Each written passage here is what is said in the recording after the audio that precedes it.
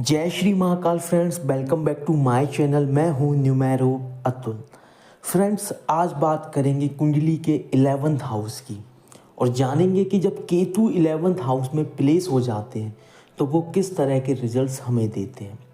Friends, कुंडली का 11th house यानी कि इनकम हाउस, आय भाव, व्यक्ति की जो नियमित रेगुलर इनकम होती है उसे 11th हाउस से देखा जाता है। और केतु जब यहाँ प्लेस हो जाए तो फिर कहना ही क्या। 11th हाउस कुंडली का एक ऐसा हाउस है जहाँ पर कोई भी ग्रह जब बैठता है तो वो अपने रिजल्ट जो देता है वो पॉजिटिव ही देता है, क्योंकि वो इन्फ्लुएंस करता है हमारी इनकम को। जो हमारी रेगुलर इनकम है वो उससे इन्फ्लुएंस होती है। फ्रेंड्स, हम सभी जानते हैं कि केतु एक मिस्टीरियस प्लैनेट है, एक शैडो प्लैनेट है। तो इसीलिए इनकम हाउस को जब ये इन्फ्लुएंस करते हैं तो व्यक्ति को लॉटरी, सट्टा, शेयर मार्केट, इससे इनकम होना स्वाभाविक है।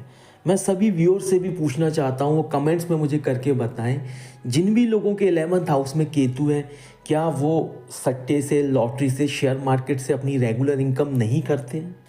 11th हाउस का केतु व्यक्ति को ताउम्र उसके लक से, उसकी डेस्टिनी, किस्मत से हमेशा अर्निंग कराता रहता है। इन द सेंस ये कहना गलत नहीं होगा कि शेयर मार्केट, लॉटरी, सट्टा या पब्लिक का जो जुड़ा हुआ पैसा होता है वो ऐसे व्यक्तियों को लगातार मिलता रहता है, उनकी इनकम होती रहती है। सिर्फ एक ही जगह थोड़ा सा नेगेटिव पॉइंट व्यू होता है कि अगर गुरु आपकी कुंडली में नीच के हैं तो रेगुलर इनकम तो आपकी होगी 11th हाउस से, लेकिन जितना आप पैसा चाहते हैं बस उतना नहीं कमा पाएंगे, लेकिन रेगुलर इनकम होना तय है।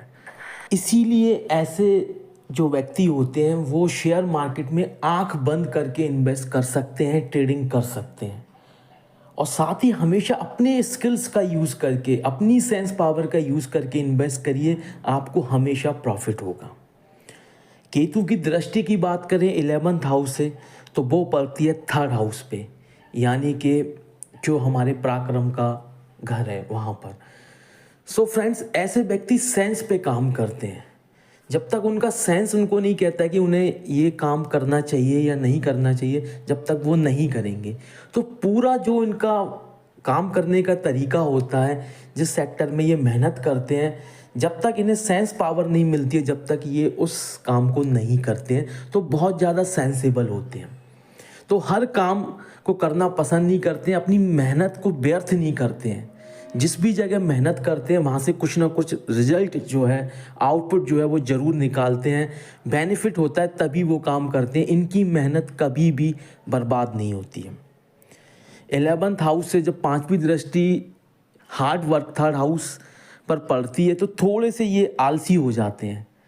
आलसी इन द सेंस कि शारीरिक रूप से आलसी नहीं होते, मानसिक रूप से थोड़ा सा लेजीनेस इनके अंदर आ जाती है, क्योंकि कोई भी काम करने को से पहले, उसे स्टार्ट करने से पहले बहुत ज़्यादा सोचते हैं। इस जगह इन्हें थोड़ा सा ध्यान देने की ज़रूरत है कि एक सोचने का एक टाइम पीरियड होता है। किसी भी विषय के बारे में हम जब सोचते हैं तो एक टाइम पीरियड तक सोचिए, उसके बाद फिर उस काम को स्टार्ट ज़रूर करिए। कहने का मतलब ये है कि थिंकिंग प्लस एक्शन जो होता है वो आप करिए। थिंकिंग के साथ एक्शन भी होना चाहिए, तब जाके आपको जो रिजल्ट है आपके अनुकूल मिलेंगे और बहुत व्यापक रिजल्ट मिलेंगे। केतु की 7वीं दृष्टि की बात करें तो वो पड़ती है 5th हाउस पे, यानी कि विद्या का घर, संतान सुख का घर, और पुनर्जन्म को भी 5th हाउस से देखा जाता है। तो इसीलिए इनिशियल लेवल पे, प्रारंभिक स्टेज पे ये ऐसी विद्या में अपना टाइम इन्वेस्ट करते हैं जिससे इन्हें कोई फ़ायदा नहीं होता। प्रारंभिक शिक्षा जो होती है बहुत बेमन से करते हैं और इन्हें उस तरह के रिज़ल्ट नहीं मिलते जिस तरह के रिज़ल्ट ये चाहते हैं, क्योंकि केतु जो है वो गूढ़ रहस्य का प्लैनेट है, डीप नॉलेज, ऑकल साइंस का प्लैनेट है। तो प्रारंभिक स्टेज में जब व्यक्ति एक कुमार अवस्था में होता है, टीन एज में होता है, तो जब तो इन्हें इन चीज़ों का एहसास ही नहीं होता है, क्योंकि हमारा जो एटमॉस्फेयर है वो बहुत साइंटिफिक है। हम सभी जो लोग होते हैं, जिस तरह से परवरिश होती है, बहुत लॉजिकल सेंस में सोचते हैं, साइंटिफिक वे में सोचते हैं। तो जो ऑकल साइंस है उस पर फेथ नहीं आता है।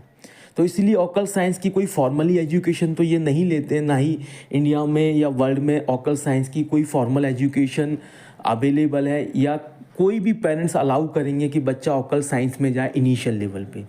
लेकिन जब इन्हें अच्छे रिजल्ट नहीं मिलते इनके एजुकेशन सेक्टर में, एजुकेशन फील्ड में, फिर धीरे धीरे ऑटोमेटिकली जब इनके अंदर जो पावर है, जो केतु की पावर है, गुण रहस्य की जो पावर है, वो डेवलप होती है और धीरे धीरे फिर ये ऑकल्ट साइंस की जो फील्ड होती है उसमें इनका जो रुझान है, वो रुचि है, वो आ जाती है। साथ ही साथ बायोलॉजिकली जो ज्ञान होता है, जो मेडिकल फील्ड का ज्ञान होता है, वो बहुत ज़्यादा होता है। इन्हें शारीरिक जो ज्ञान होता है वो बहुत ज़्यादा होता है। तो मेडिकल फील्ड में ऐसे व्यक्ति जाते हैं, बहुत अच्छा परफॉर्म करते हैं।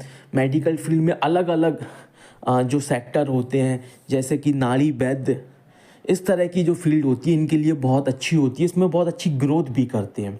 साथ ही बहुत ज़्यादा स्पिरिचुअल होते हैं। केतु जिस भी जगह दृष्टि डालता है वहाँ स्पिरिचुअलिटी ऑटोमेटिकली आ जाती है। बहुत ज़्यादा स्पिरिचुअल होते हैं, रिलीजियस होते हैं बहुत ज़्यादा।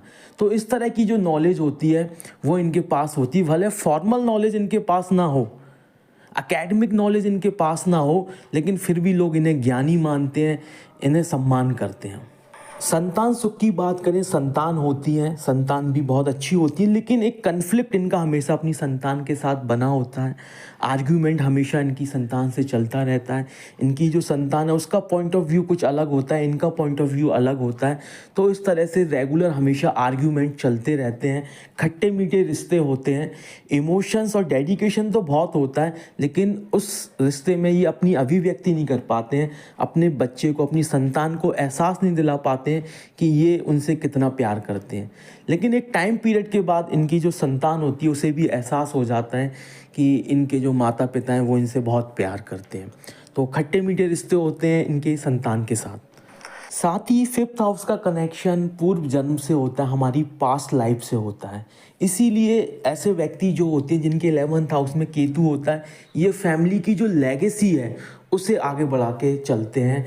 और आप देखिए जिन भी लोगों के 11th हाउस में केतु हैं, क्या उनके फादर जो काम करते थे, जो गुण उनके फादर में हैं, वो गुण क्या आपके अंदर नहीं है? आप चेक करिए जिन भी लोगों के 11th हाउस में केतु है, आप देखेंगे आपके काम करने का तरीका या किसी विशेष विद्या के प्रति आपका जो रुझान है वो आपको आपके पूर्वजों से मिलता है। आपके पिता का रुझान उस विद्या में रहा होगा या आपके ग्रैंडफादर का रुझान उस विद्या में रहा होगा।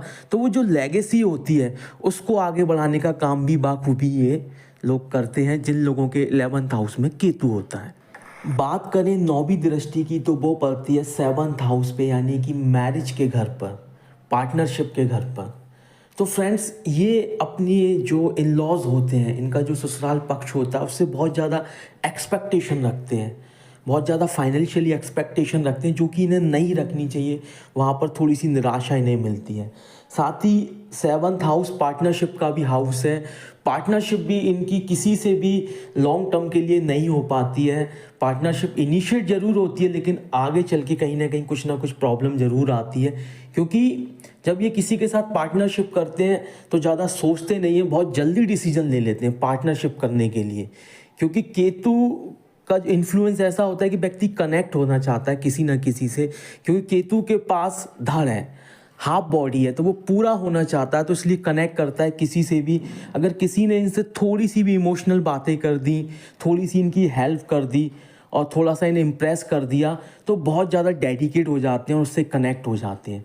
लेकिन इनका जो रिलेशनशिप होता है दूसरे लोगों के साथ, as a business relationship, partnership relationship, वो ज़्यादा लंबा नहीं जाता है, उसमें इन्हें निराशा ही हाथ लगती है। लेकिन लव रिलेशनशिप और जो वैवाहिक जीवन होता है, जो वाइफ के साथ रिलेशनशिप होता है, वो बहुत ही ज़्यादा डेप्थ में चला जाता है, बहुत ज़्यादा डेडिकेट हो जाते हैं अपोजिट सेक्स के प्रति। अगर 11th हाउस में कोई किसी फीमेल के 11th हाउस में केतु है तो वो मेल से बहुत ज़्यादा अट्रैक्ट हो जाएंगी, और किसी मेल के 11th हाउस में केतु है तो वो किसी फीमेल से बहुत ज़्यादा कनेक्ट हो जाएंगे।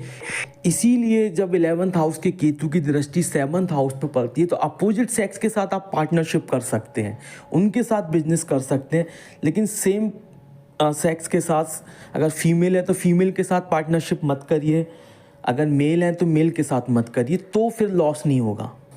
साथ ही केतु अलगाव का कारक होता है, अलगाव पैदा करता है। एक जब भी ये किसी से कम्युनिकेशन करते हैं तो कहीं ना कहीं एक बहस का रूप ले लेती है वो कम्युनिकेशन। तो उससे थोड़ा सा इन्हें बचना चाहिए, ताकि अगर पॉजिटिव बहस हो रही है तो ठीक है, अदरवाइज नेगेटिव बहस होती है तो कहीं ना कहीं एक कन्फ्लिक्ट क्रिएट हो जाता है दूसरे लोगों के साथ में। दूसरे लोग कई तरह की भ्रांतियाँ अपने मन में बना लेते हैं इनके व्यक्तित्व के बारे में। तो इसीलिए थोड़ा सा इन्हें अपनी जो कम्युनिकेशंस है उस पर थोड़ा सा ध्यान देना चाहिए, थोड़ा सोचें तोलें फिर बोलें, ताकि इनके जो रिश्ते हैं सभी लोगों के साथ मधुर बने रहें। सो फ्रेंड्स, ये थी बात 11th हाउस के केतु की। मिलते हैं नेक्स्ट वीडियो में। Till then goodbye and जय श्री महाकाल।